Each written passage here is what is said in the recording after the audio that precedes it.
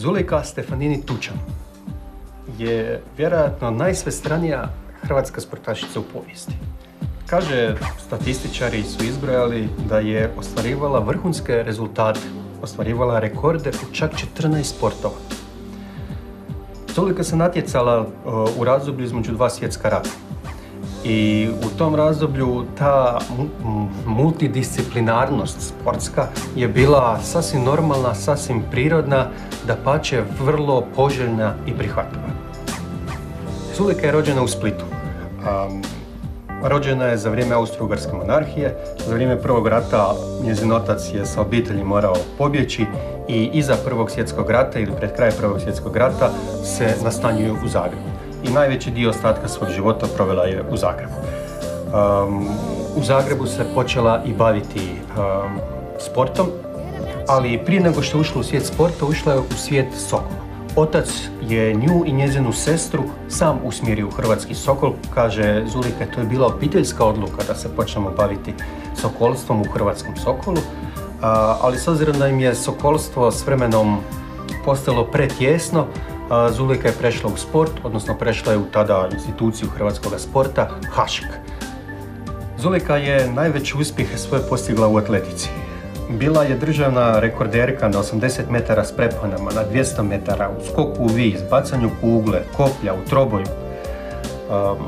Ali interesantno, iako je bila prilično visokog rasta, bila je državna prvakinja u gimnastici dva puta, 1933. i 1935.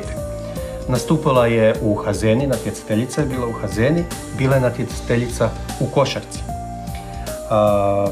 Vrlo je interesantno da je Zulejka Stefanini Tučan bila i plivačica, da se bavila skokovima u vodu, a da je na jednom međunarodnom natjecanju u Torinu početkom 30. godina prošlog stoljeća osvojila i treće mjesto u gađanju lukom i strelom.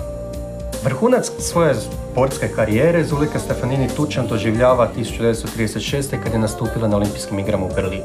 Prema njezinim vlastitim riječima to su bile senzacionalno organizirane Olimpijske igre. Ono što je posebno impresioniralo je da u sobu u kojoj je bila smještena, koja je bila predviđena za nju kao i za svakog drugog sportaša na Olimpijskim igrama, kraj ulaza u sobu bila je njezina mala slika, to prava slika, oslikana slika. Na temelju fotografije njemački umjetnici su svakog sportaša koji je sudjelovao kraj sobe gdje je spavao imao je svoju sliku da se slučajno ne izgubi ili da jako dobro zna gdje je bio. Nažalost, na tim Olimpijskim igrama Zulejka nije postigla značajan uspjeh jer je odmah u prvoj utrci na prvom nastupu na 80 metara s preponama ozlijedila koljeno te nije dalje nastupila na tim Olimpijskim igrama. Nakon Drugog svjetskog rata Zulejka kreće sa svojom drugom vrlo važnim dijelom svoje karijere, a to je bila nastavnička karijera. Ona je bila vrlo istaknuta nastavnica tjelesne i zdravstvene kulture. Počela je to raditi praktički odmah po završetku Drugog svjetskog rata i radila je sve do svojeg umirovljenja, tamo negdje 70. godina.